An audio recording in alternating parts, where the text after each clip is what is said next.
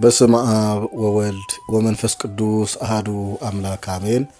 ክቡራንና ክቡራት አድማጭ ተመልካቾቻችን በዚህ ዝግጅታችን ላይ የዳዊት መዝሙር ጸሎትን በተመለከተ በተለያዩ ማህበራዊ ድህረ ገጾች ላይ አወዛጋቢ ነገሮችን እየተመለከትን እንገኛለን።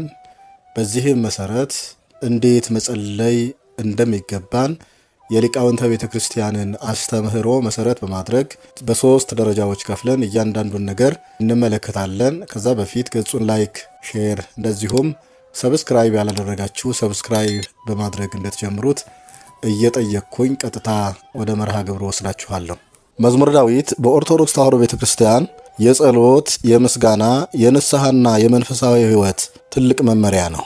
ዳዊት በደስታ፣ በሐዘን፣ በፈተና፣ በድልና በንስሐ ውስጥ ያለፈውን ሕይወት በመዝሙራት ገልጿል። ስለዚህ መዝሙረ ዳዊትን መጸለይ ማለት ከእግዚአብሔር ጋር በቅርብ መነጋገር ማለት ነው። ለምን መዝሙረ ዳዊትን እንጸልያለን ለሚለው ጥያቄ መዝሙረ ዳዊትን የምንጸልይበት ምክንያት አንደኛው ነፍሳችንን ለማጽናት፣ ሁለት በፈተና ጊዜ ጽናትን ለማግኘት፣ ከክፉ ሐሳብና ከጠላት ወጥመድ ለመጠበቅ፣ እግዚአብሔርን ለማመስገን፣ ንስሐ ለመግባትና ምሕረትን ለመለመን ነው። መዝሙረ ዳዊትን ለመጸለይ ሶስት ደረጃዎች አሉ። የመጀመሪያው ወጣንያን እንዴት መጸለይ ይገባቸዋል ነው።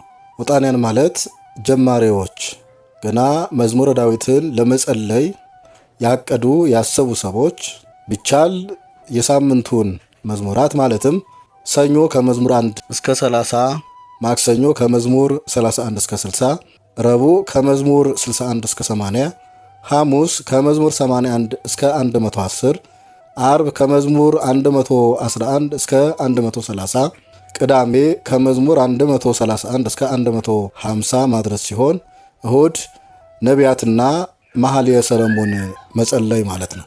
ነገር ግን ይሄ የሚከብዳቸው ከሆነ ከ1 እስከ 10 የመጀመሪያ ቀን፣ ከ11 እስከ 20 በሁለተኛው ቀን እያሉ አንድ ንጉሥ የሚጸልዩ ይሆናል። ይሄ ለወጣንያን ነው። ማዕከላውያን ግን ወይም መዝሙረ ዳዊትን መጸለይ የተለማመዱ አካላት መጸለይ የሚገባቸው ልክ ሊቃውንተ ቤተክርስቲያን ለሰኞ፣ ለማክሰኞ፣ ለረቡዕ፣ ለሐሙስ፣ ለአርብ፣ ለቅዳሜ እንደዚሁም ለእሁድ እንድንጸልይ ባዘዙት መሰረት ይሆናል። ፍጹማን የሆኑ ወይም የሚችሉ ደግሞ ሙሉውን መዝሙረ ዳዊት ማለትም 150ውን በየቀኑ የሚጸልዩ ይሆናል ማለት ነው።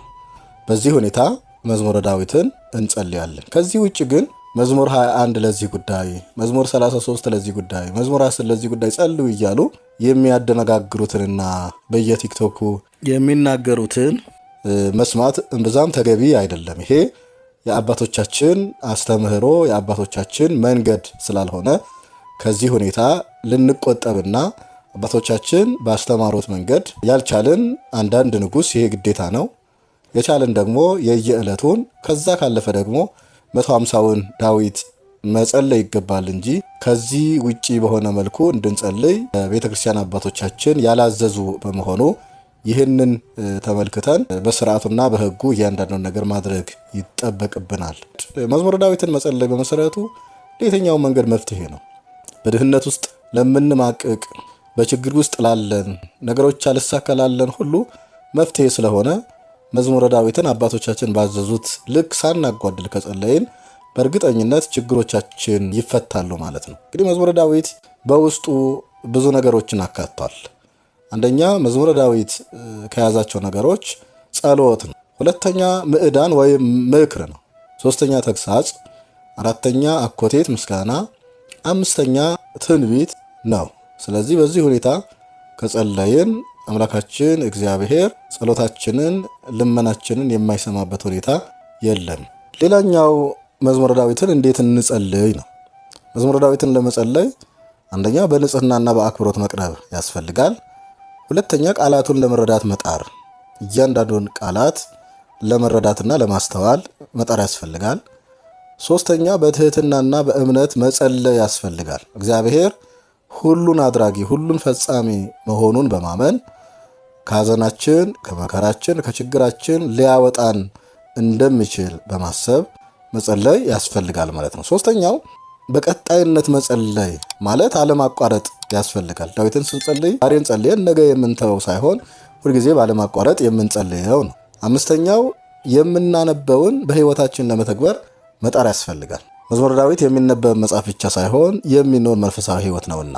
አነሳስቶ ላስጀመረን አስጀምሮም ላስፈጸመን ለልዑል እግዚአብሔር ክብር ምስጋና ይሁን፣ አሜን።